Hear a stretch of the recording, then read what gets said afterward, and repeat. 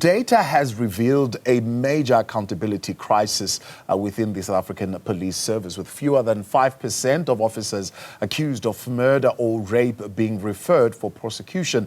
Acting Police Minister Firoz Cachalia told Parliament that the Independent Police Investigative Directorate is handling nearly 15,000 misconduct cases involving SAPS officers, including over 1,400 deaths linked to police and 97 alleged rapes, with no conviction reported so far. For more insight, we're joined now by Dr. Mpho Matlala. He's a senior lecturer at UNISA's College of Law, School of Criminal Justice. Doc, good to have you.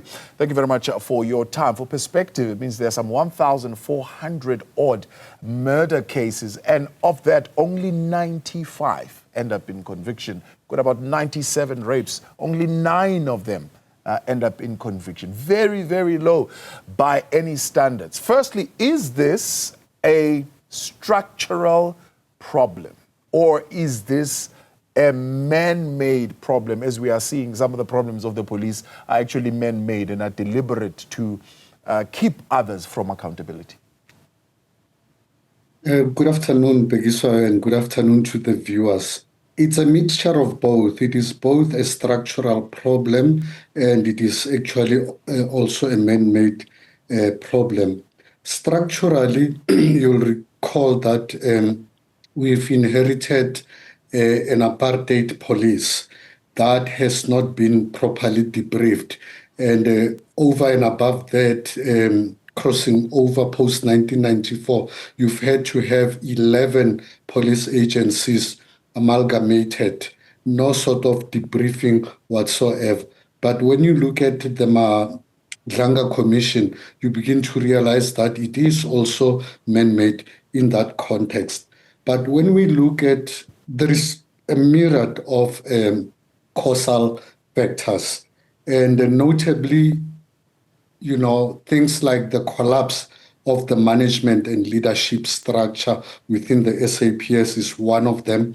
Political interference, criminal infiltrations, non-professionalization, and then reduced requirements for senior management, a toxic organizational culture, poor quality controls, inadequate disciplinary measures, corruption and collusion are some of the causal factors. Yeah, let's talk about the poor management and the internal turmoil. I mean, we are told that even the statistics of this latest quarter in terms of crime could not be released on time. I don't know whether they have actually eventually been released, but because there was just this turmoil that is going on, including the commissions, but also a culture of fear that is pervasive. I mean, could that in turn affect the workings of IPID, and therefore we should be having a conversation around IPID being properly independent of the SAPS?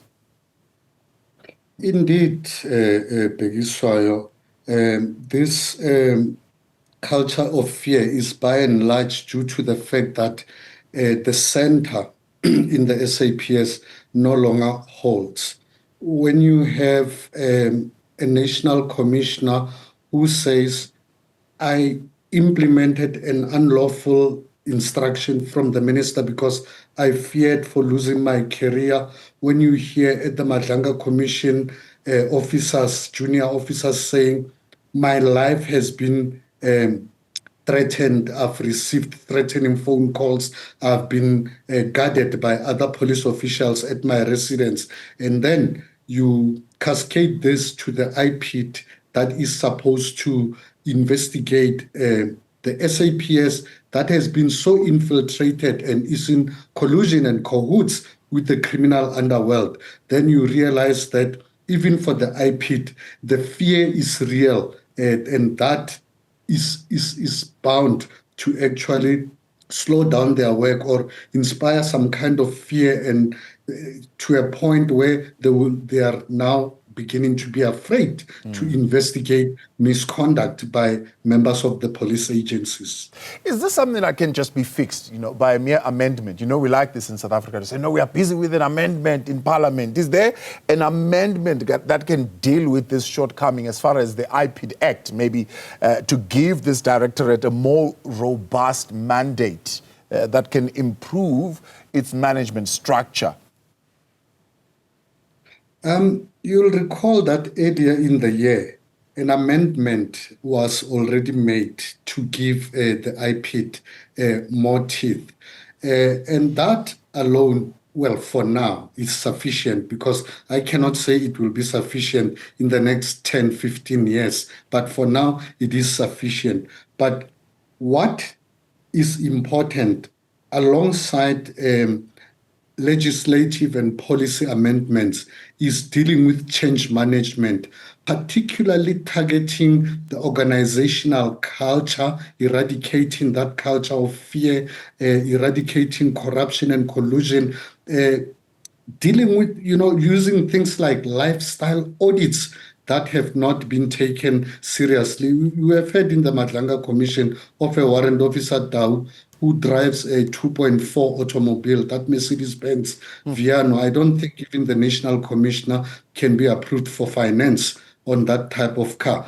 But by and large, there are also issues around professionalization of the police. And when I talk about professionalization, I'm talking about a situation where we now have legislated to get to a point where we will have a statutory professional body that will issue out practice licenses to our police officials. They will then become members. That will be an additional layer. If they breach the code of conduct, like the nurses have, the lawyers have, the doctors and the teachers have, then if they breach the professional code of conduct, the licenses can be revoked and the SAPS will be compelled to stop them from practicing as law enforcement officers. And also, when it comes to governance, Pegiswai, the SAPS is structured in such a way that it's not like your state-owned enterprises.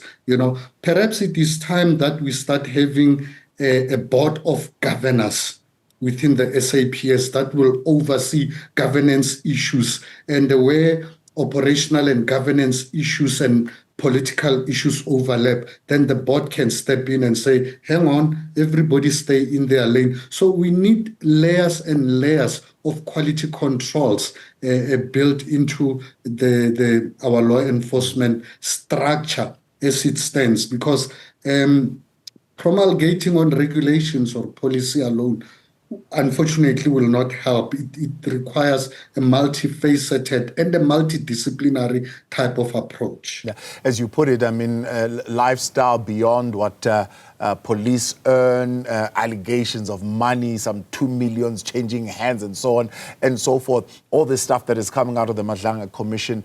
It doesn't make the case to say there is very little money here in the police. If IPID is so underfunded to the extent that you've got 168 investigators, each one handling 300 dockets, and they're saying, no, we are understaffed because there's no money. That argument can no longer hold. It can no longer hold. If you are a minister and you are worried about, for example, the value that the PKTT is adding currently, and you are saying it does not make financial sense, then why is the Criminal Record Center or the Forensic Science Laboratory of the SAPS still understaffed? Why is there shortage of detectives? It's this type of disingenuous types of arguments that I find to be shocking. And if you are a national commissioner and you have your top brass, your generals, including one of your deputies or your deputies, found wanting on the side of integrity, and there are allegations of collaborations or association with the criminal underworld and or criminality in itself, and all of them or some of them still remain active in service, then there is an issue with management and leadership. And that's why I said the center no longer holds. Now, if we are to look at what's coming out now at the Madlanga Commission and all these type of intervention, do you think these will help us to manage our resources better? This will help us in the issues of lack of cooperation within the police units. This will help us in limiting the kind of corruption that we have been seeing. The findings in the Madlanga Commission will only help us identify what the real problems are and what the sources are. In terms of turning around the ship requires implementation, and that implementation will pretty much require a technocratic type of approach. And when I talk about a technocratic approach, I'm talking about roping in knowledgeable and experienced and skillful, an array of expertise, from change management to modernization to professionalization to ethics to organizational culture to rebranding. That will be, you'll have to, and also policy experts to actually harness all those skills together and come up with a turnaround strategy and be purposeful in terms of political will, which, by the way, is one of the biggest problems in this country, the political will to implement certain things, And once that technocratic strategy has been put together and you have the political will, then we can start moving. And I would assume that civil society, NPOs, foreign law, and our partners in foreign law enforcement agencies, because we need to benchmark as well, academia, your ordinary person in the street, really, who is not an academic, who is not a broadcaster,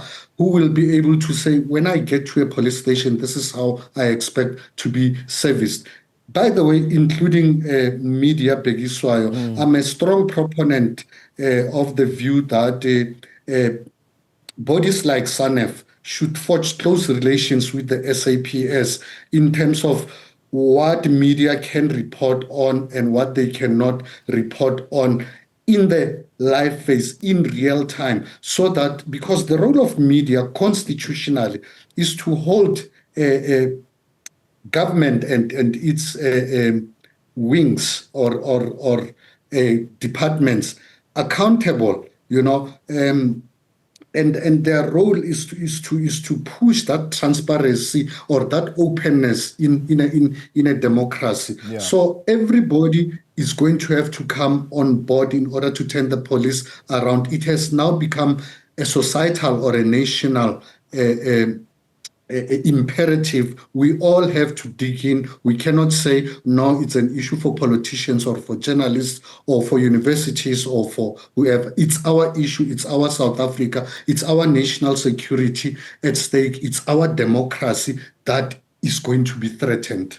Dr. Matlala, appreciate your time. Thanks so much for coming on. That's Dr. Mpho Matlala there with us, Senior Lecturer at UNISA's College of Law, School of Criminal